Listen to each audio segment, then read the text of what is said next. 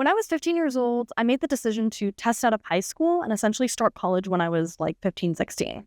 I ended up transferring from community college to Cornell University, and I finished my bachelor's degree when I was 19. In today's video, I want to talk a little bit about achieving your goals when you feel like your environment around you is not conducive to what you want. That's exactly how I felt when I was 15 years old and kind of decided to embark on this like crazy journey, doing something that most people wouldn't traditionally do.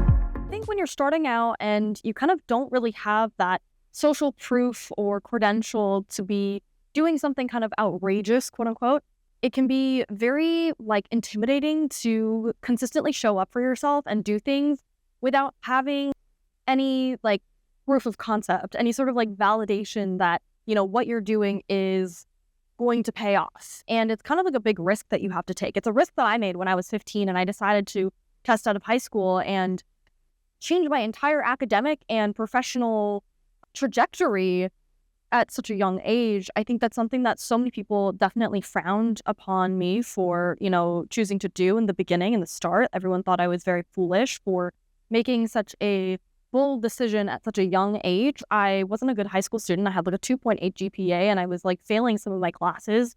I never passed an AP test. I didn't have any college credit going into community college, meaning I had to start from scratch, like ground zero, like nothing, nada.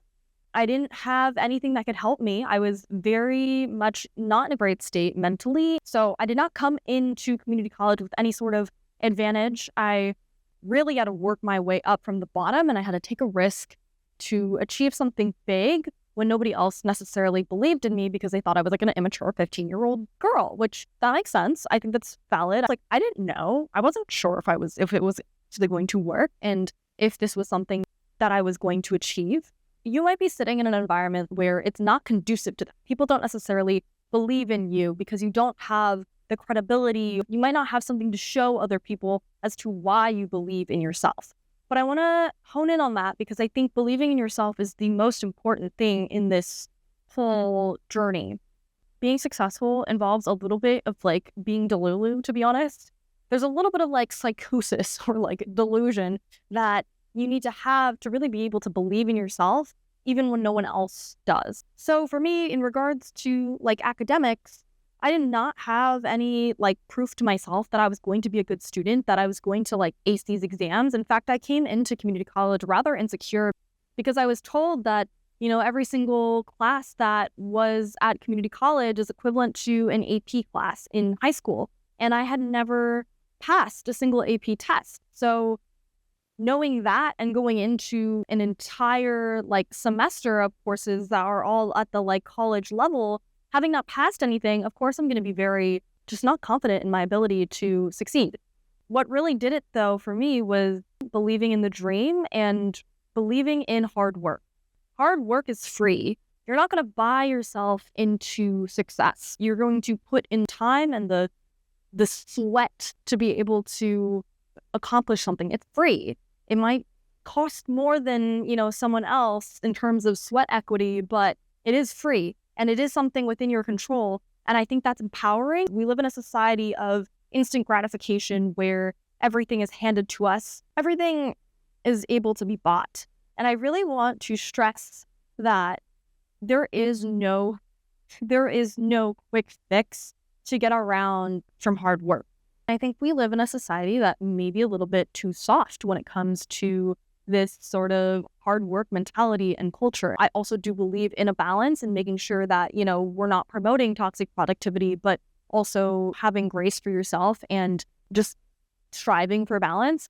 So in relation to the winter arc, and given that we have 60 days left until the end of the year, we're going to be talking a little bit more about, what to do when your environment isn't super conducive. I'm always going to go back to building that foundation where you keep coming back to square one. And that square one is, I'm going to do it. I'm just going to go. I'm going to do it again and again and again and keep going, keep repeating. So I'll give you an example. This past week, I was in New Orleans for a work trip. It was Halloween week.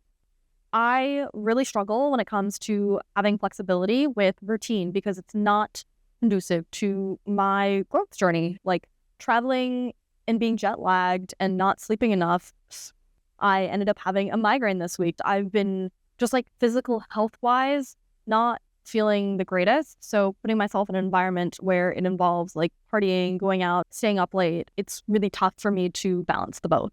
I am currently in New Orleans. I am on a work trip right now, and honestly, I'm pretty exhausted. I work in the alcohol industry. We're about to like have a Halloween party. I'm trying to dress as like a Morticia Adams kind of look, but I feel like I'm looking more like I belong in Harry Potter. But yeah, I am so exhausted. Tomorrow is posting day, and I'm like really committing to posting at 5 p.m. or as close as I can to get to 5 p.m. on Tuesdays, because I really want to be just like on top of it and consistent, but it is so hard when I'm like traveling and I'm exhausted.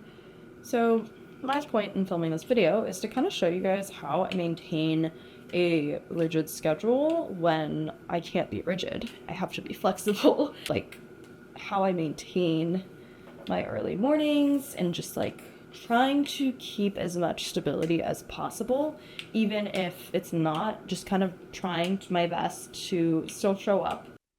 Okay, I've got the hair done as a simple, just like a fluffy little blowout situation with my round brush.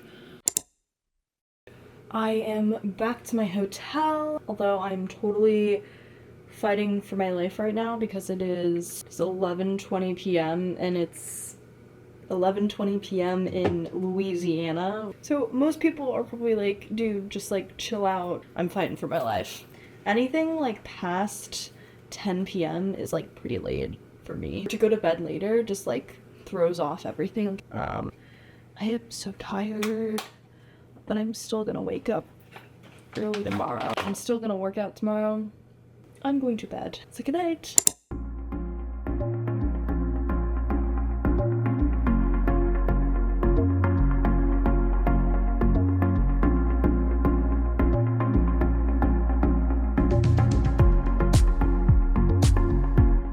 Alright, I have showered and now I'm gonna be doing some work. I got my lunch. I'm eating so much food. I feel so bloated.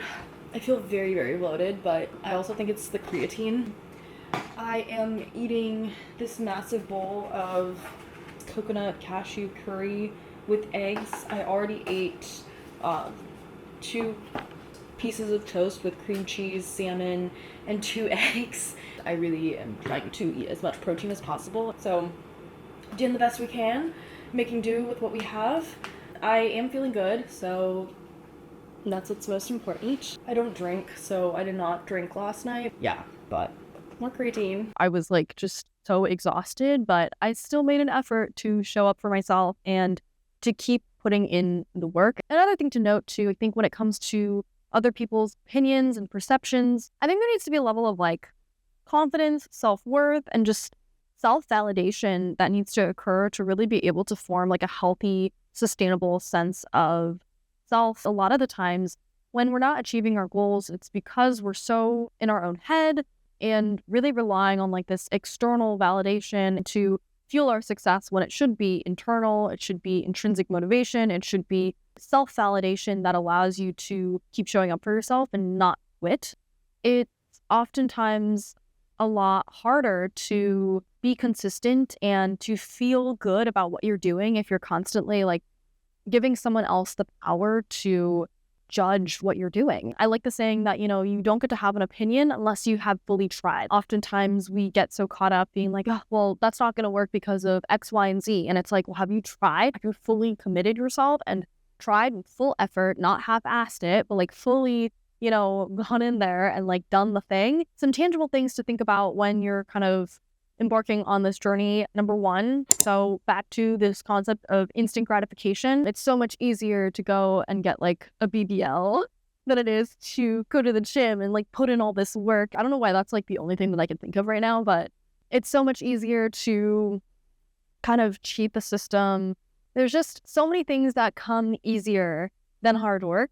Some tangible things you could do. Sit in silence. Carve out time, like 15 minutes of your day to just sit in silence where there's no stimulation. Maybe get rid of social media for a week. I'm a big fan of getting rid of any sort of like external noise that will distract you from your end goal. If you know that there are certain people in your life that are not contributing to a conducive environment for what you know you need to do, then I would think about distancing yourself. Step one is recognizing it and realizing that it's better to be alone sometimes than it is to surround yourself with others who are not aligned with the same things. That's where you risk losing that sense of like self-belief that you need to like get to where you want to be. On another note, there's something to be said about the victim mindset. Like the victim mindset is something that I think is normalized, especially in young people. That's where my issue with like our culture and society becoming a bit too soft is the victim mindset is becoming more prevalent. I think the victim mindset is easier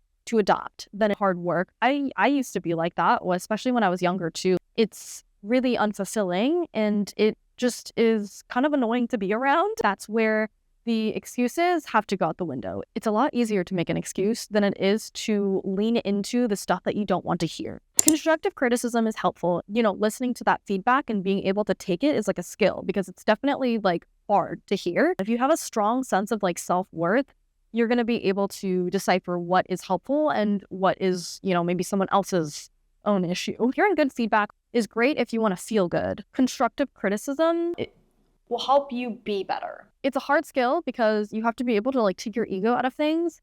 But if you can get really good at that, I think that's something that is really powerful because if you're in that victim mentality, then you want to stay where it's comfortable. You want to be lazy. Like you're not helping yourself if you're in that mindset. The first step is recognizing and then doing something about it. Like choosing to be better, choosing to do something that's hard. The more you can get yourself to be comfortable with the uncomfortable, the easier things get, the more progress and the results that you're going to get. All of this with goal setting, it's not about the end goal. It's about the mindset. It's about the lifestyle. Like fitness, for instance. Fitness to me is about the lifestyle. It's not about, oh, I want to get a six pack and then that's it. Like once I have the six pack, we're good to go. We've achieved it. We can just go back to eating junk food. Like, no, it's a lifestyle. It's a constantly evolving, moving target. I want to build a community of people that feel passionate about that mindset and that lifestyle. Because to me, that's what being a high achiever is. That is what the hard work is for. I want to fall in love with the journey, the process. I get so much fulfillment from that. I get fulfillment from living out this lifestyle. It brings me happiness. It brings me joy. I am able to validate myself when I am accomplishing goals and living out this lifestyle. I find pride and joy in doing things that builds my intellect and willpower and tenacity. I find so much fulfillment, joy, confidence, all of these different things that I want to strive for in building my best self. I think that's so key. Honestly, the winter arc is maybe a seasonal thing, but that mindset that you get from it should be a year-round thing. Whenever you catch yourself like kind of falling off the path that you want to be on, like it's okay to just course correct. Get that reset going, put some movement in, and remember that it's about like the lifestyle, it's about the journey. It's easy to get off track and it's very realistic to get off track, but as long as you're in a constant state of getting back up on your feet and getting back to square one, I think that's all that really matters. I hope you got something out of this video. And if anything, I'll tell you that the key takeaway will always be to keep showing up for yourself. That's most important.